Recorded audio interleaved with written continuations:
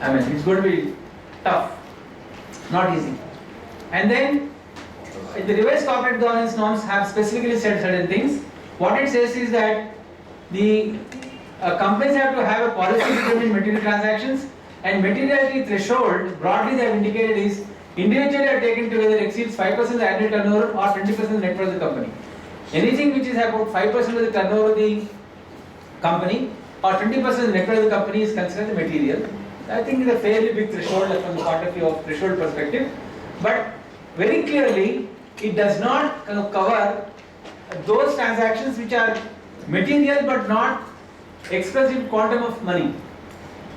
That's again not specifically covered, so we should see how that should be handled. Now we come to the towards it. Yeah. But that's okay. That's fine.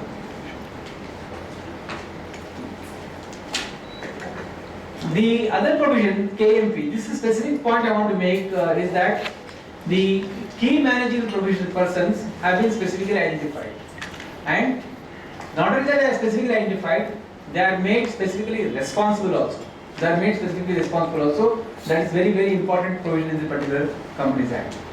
What they say is that CEO, Managing Director, Company Secretary, Whole-time Director, Chief Financial Officer, and such an officer as been described are called as key managing personnel. These are all the key managing personnel. Let's understand from this fraternity point of view, Company Secretary and Chief Financial Officer sit along with CEOs and whole-time directors of the company. Let us congratulate ourselves for that. Okay. And then, what are the provisions for this? KMPs are officers and default and attracting fine and imprisonment, not improvement, imprisonment. There are various provisions in the Act which says there will be fine and imprisonment as a consequence of non-compliances, and therefore KMPs will be problem. And especially, I am sure CFO and Company Secretary will be a highlight because most of the time responsibility for compliance is on these guys, and therefore their neck is very much into this state, and therefore we have to understand how we behave in this company hereafter. Every company in the prescribed class should appoint full-time KMPs. There is no choice. There has to be full-time companies, and KMP has to be appointed with the approval of the board. Board resolution is required. These are all very important points. When you say board resolution, there is independent director, there is a probity, due diligence by the independent director, due diligence by other directors. They make 110 questions before a person getting appointed, and therefore a lot of scrutiny is going to come up. And then a KMP cannot hold office in more than one company. It can be only in one company as such. And vacancy in KMP should be filled in about 6 months' time. And contravention of the above, that is, if the KMP is not appointed, it will lead to fine on the company and directors also. Directors also will be responsible.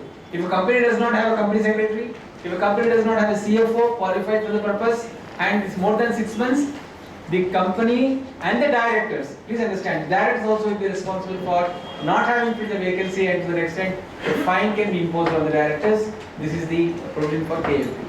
This is what I wanted to broadly cover, and we can have discussion. Yeah. So if a company has 6-7 companies, then whether a KMP can be appointed as a KMP of a holding company and 6-7 companies? It says that KMP cannot hold office in more than one company at the same time, except in its subsidiary company. So it is one company or n number of companies? Language is subsidiary company. Act is not saying companies. Actually is saying only company. And I don't know whether we should read it as a plural or not. It says company. I think we can be taken as a generic noun, and therefore we can use companies in that. We can read it as such.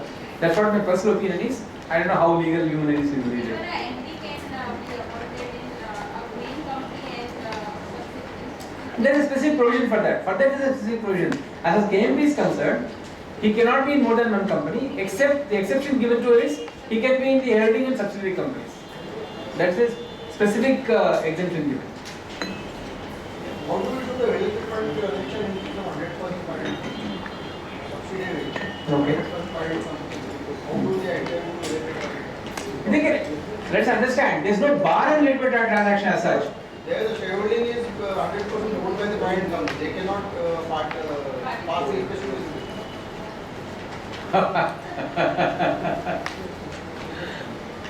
Okay, they cannot participate at all. They cannot participate. 100% owned. So where there are only two directors and they both are the shareholders, so what is that one? I think such private limited companies are do not fall into this criteria. No, but there's no exemption given. There is no exemption given anywhere. For listed companies, it's more stringent. For other companies, for class of companies, is what they say. We should look at rules for that. Probably we can get some relief. We should look at rules for that. We don't have rules as such with us.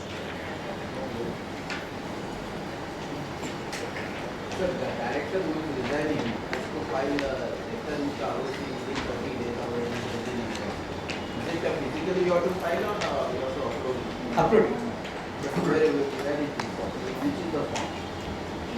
I don't know the form as such, but then, Form 32 only you have to file by company. but I think there is a method of filing annexures also to that. Scan copy the letter can be uploaded. Form has to. No, form will be notified. Okay. Sir, when do we expect the rules to? Already, I think some rules have been notified today. Yeah. I got it. Today morning. Today yes. morning. Dated yesterday. Dated yesterday, yes. So about this number of limits, number of directorships, 7 or 10 as the case may be. Now the corporate governance code also requires that independent director sitting on a board of a listed company should also be sitting on a significant subsidiaries, the major subsidiaries of a listed company. Would that number also be counted for this, or is it only the listed company? Listed companies, very clearly, as the corporate governance council is concerned, listed companies. Company that says companies. So, So when it comes to 10 companies, 10 public if companies, subsidiary is also a listed company, then you lose the count. Two counts will go. subsidiary may not be listed companies, but If it is subsidiary not will listed- always be a public company. If it's not listed, you have the relief. One listed company and subsidiary is not listed, to the extent you have got relief. The way it is drafted in the act, I think leaves some grey area for Act says companies. limited companies. Act says companies, whereas listed companies is a word used by the corporate governance Corporate council. So, person can be 7 listed companies plus 3 non-listed companies. That's how we should look at it.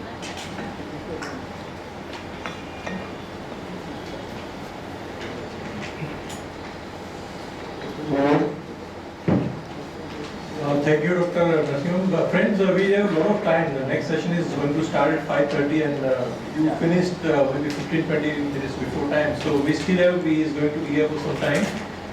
But I think having seen your presentation and having learned the provision, I think it's going to be a challenge, not only for the companies, but also, for professionals and the independent directors more so. I think they will all have to, do a lot of documentation to justify that they have done their job right. I think, I don't know, they are talking about integrity, the person who are involved in drafting of this act, whether their integrity is so good. Our ministers, our politicians, and I think this should be applicable to them also. But nevertheless, whatever One it is. concern which I have, and I think it's going to be real also, is matter of 1 or 2 years maximum, you will find lot of enforcements coming from different corners. MCA will get active, SEBI will get active, SEBI will activate exchanges to ask lot of questions, because in this act we have ability to reach the person and ask questions to him. Company secretary, chief financial officer, auditor, we cannot handle any questions. So if there is something going wrong somewhere, if something is reported to be wrong, not necessarily wrong, without probity, without understanding what the realities are, without understanding facts, you will be asked to explain a lot of things. This is going to happen because the regulators are very active and the act empowers them to ask this kind of questions, and therefore you will find that anybody in the profession, anywhere, in any form, if it is a KMP or independent director or a professionally serving company, you will have to do a lot of answering, and our documentation has to substantially improve. Whatever the audit comments we are making, whatever the minutes we are going to write, whatever the notes we are taking, what the participation we are going to do in the company meetings, all of them have to be substantially documented to protect ourselves. Otherwise, I mean, if you depend upon goodness of people around, it's not going to work. Definitely it's not going to work. As I said rightly, the way in which minutes are going to write written is going to be completely different. I am not surprised. What do you say? Absolutely. Can you Recording get is the must. recorded form? Yeah? Can you record the minutes? Yes. Ongoing record. Like You like can. AGM, some of the AGMs are being recorded. No? Yeah, there's no bar on recording as such. There's no bar on recording. Maybe chairman's permission is required. Internal If it's a video conference based, anyway you have got to record. Anyway you have to record. But in other meetings, which are physical meetings, whether recording can be done or not is the prerogative of the chairman. Chairman can decide. But the minutes, even the written minutes, have to be recording all those things very clearly. So there will be constant dispute that I said something and you need to record it. Right. It is possible. It is possible. Absolutely. It is possible that directors will keep on questioning the company secretary as to what he has recorded, what he has not recorded. This training for independent director, would it be mandatory for a person who is a seasoned independent director, say somebody like Deepak Parekh, for example? He is appointed as the independent director of the board of some company. So would he be required to be imparted training? Yes, I'll tell you why. If he is appointed as a director, independent director on a housing type of company, maybe he doesn't require because he's expert in that. But he's going to be in petrochemicals, automobile spare parts, Sector IT. Sector We don't know. And then there should be a record of how many training programs are conducted, who attended, whether the director attended or not attended, all these questions will come up. And what about the directors who are already there on the board? Would they be required to comply with all this later? Yes. Therefore, if somebody who wants to set up an institute for training in directors is a good opportunity. But I don't get surprised, there is going to be CP every year. Sir, you mentioned that for independent directors, whatever is put forward before the board, and even if it is on the agenda, it becomes the responsibility of the independent director to have vetted or at least analyzed it. What happens if there is a communication by the board, independently, just emailing them and marking them on emails, whether they will be held responsible for even things which are not No, we have to see the word through the process of board. Okay, so Through the process of board is important. If the chairman instructs that all the directors be updated with this particular circular on the subject, then it becomes through process of the board. It happens, for example, we have a finance service in the insurance industry, IRDA comes with a new rule, and chairman says, my dear company secretary, please inform all the directors about the new rule. So therefore, the director cannot wriggle out, he has to accept the responsibility of having understood the rule. Whether he understands it. Sir, based on, since exchange would be monitoring by and large in spirit this thing, can you guide us on specific verifiable objective criteria for performance evaluation based on the current practice? Actually, the thing is evolved as yet. We don't know what's going to performance evaluation as such. But as you see, we can evaluate only on the basis of what is disclosed to the exchange. So verifiable, specific, and objective. I would feel These matters are so subjective. I would feel whether he has participated, whether contributed, he has made any statements to the board, what are the, how many times he attended the meeting, how much. questions he has asked? That kind of questions will come No, up. in one case it was discussed that if the audit committee chairman and couple of independent directors meet the management day before audit committee. Normally audit committees are so framed that half an hour after the board is there or 1 hour after. Correct. So they meet the management for a half a day or full day, earlier day or 2 days before. The corporate world calls it pre-board meetings, which are informal.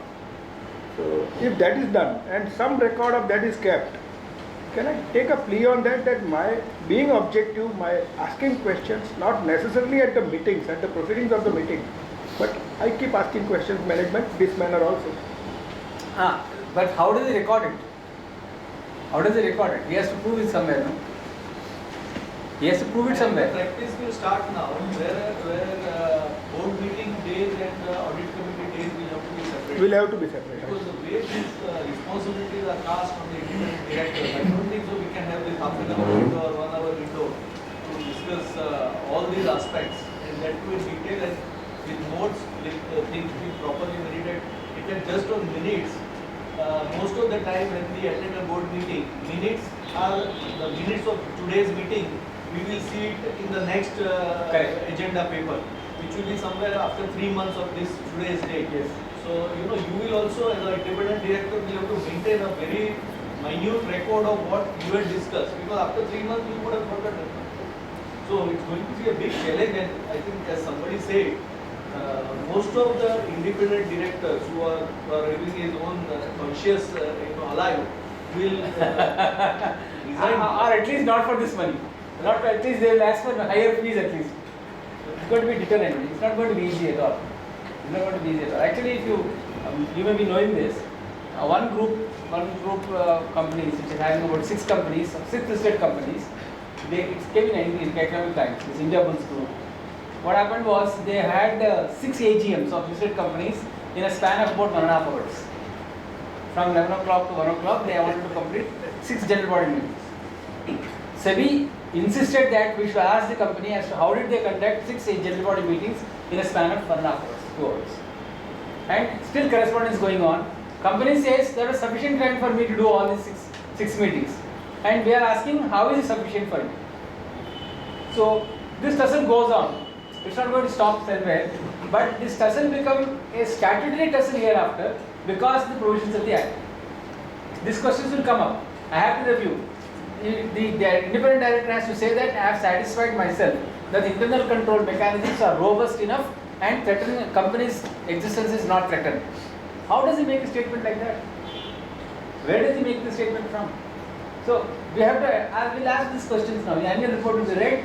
If not we, I am sure you are aware, there are some 3-4 companies which are proxy advisory services today, which are advising the shareholders.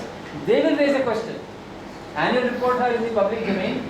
They will raise the questions. They will put a stinker in the market saying that this company, this audit committee, this board of directors have not responded properly to a particular case. It's happened. It's going to happen. In fact, SEBI has issued a circular in November 2013 saying that we are supposed to ask questions on various filings under the listing agreements. They say you are expected to ask questions, and we also have to disclose the parameters based on which you are going to ask questions under the various disclosures like shareholding pattern, your financial results, your corporate governance norms and all that, which you have made public already. If you go to the site, you will see what are the parameters on which you are going to ask questions. We have started asking questions, we are asking clarifications, the clarifications sought, clarifications given are already in the public domain. It's already happening already. It's about 2 months, 3 months since we have been putting in the paper. This will go to increase further. RPTs will come hereafter, corporate governance norms will come hereafter, independent directors details will come in after. Somebody will question independent director independence. We don't know. 3 years there should not be any pecuniary relationship. If the fellow forgets some pecuniary transaction between the two, we don't know where it's going to land up. It's not going to be easy. It's going to be fairly tough regime hereafter. So who is going to maintain database for independent director? I have informally, we don't have any concrete information on that. There was one attempt by Institute of Company Secretaries of India to maintain independent directors database. I don't know whether the government is going to permit them or not, or government itself may prepare the database. I think the Prime database also required. Prime database already has an independent database, but it does not have a statutory recognition under the provisions of the Act today. So Prime database is a commercial entity. I don't know how far government will allow that to happen. We don't know. One question. Independent director also will have to satisfy about the risk management. Yes. What are the risks? Because as an independent director, is there business risk which is envisaged, regulatory risk which is envisaged? If you read that word risk and threatening the existence, it's not only one risk, it's talking about all the risks. All the risks. The legal risk, reputation risk, business risk, market risk, all risks become concerned. How as an independent director, because it's difficult, because I think directors. He has to seek the right questions, he has to ask the right questions to the management and extract information from them. In fact, it says that if required, you have the right to get investigations done. So you do it. As three of independent directors will decide that the company should be investigated or a risk consultant should be appointed to understand the risks of the company and let us know. It has to be done. It has to be done. And you will find independent directors doing all this. All this happen. I have no doubt about that in my mind. Because I think that is too vague. Risk management. It is too big a term. Too big a term. Like currency risk, there are so many risks. There are so many risks, Yeah. not one risk. If you are a business, especially dealing with international businesses, you have got multiple risks to deal with. So you have got to have an assessment. It would mean a professionally qualified risk manager has to initiate the risk, make a report to the committee, and committees should say, okay, everything is managed or not managed. It's possible that a small committee is appointed as a risk committee, by the audit committee to look after what the HODs of the various. If I can take the example from the mutual fund industry, risk management, the capital markets generally risk is perceived as an important thing, and therefore they give two methods of risk management structure in the organization. One is that you have a chief risk officer, or you have a risk management committee. Two possible ways of doing it. So you may ask for chief risk officer who is going to look after the risks of the company. That's one format. Another format is risk management committee will be there, comprising of executives handling various jobs. In my understanding, risk management committee may be more viable idea because risks in a particular domain will be understood by the professional in that area. One single person understanding the risks of the whole company may be difficult, and therefore I would say risk management committees, executive committees of risk management will be a reality as we go forward. That's what my One of the independent director has to be member of the risk committee or not required. structure of the board. We get the report as an independent director. If the report is received from the risk committee, that should be sufficient. That should be sufficient. That should be sufficient. That should be sufficient. But since board is responsible, they may say, okay, one of the executive directors should be responsible for this committee, and they will report it to the board. That one of the executive director will be part of this committee. That's right. That could be one possible format. Sir, one personal question. The man said you want to. Given this kind of provisions, somebody approaches you to be independent. Will you be interested? I will be interested in the area where I understand it. I cannot go to petrochemicals and automobiles. Capital service, capital markets, probably I will still go. I understand what it is exactly. I don't think one should be scared. One should be aware. I think let's understand this distinction. We should be aware of responsibilities. We should not be scared of responsibilities. One is scared, it's difficult to manage life. If you are aware of your responsibilities, you can always handle it. What is the big deal? So you don't think that there are chances that good experienced people will move away and then drivers and youth will take over? Like drivers and all, they cannot come if they haven't taken salary from the promoter the last 3 years probably. But I don't think.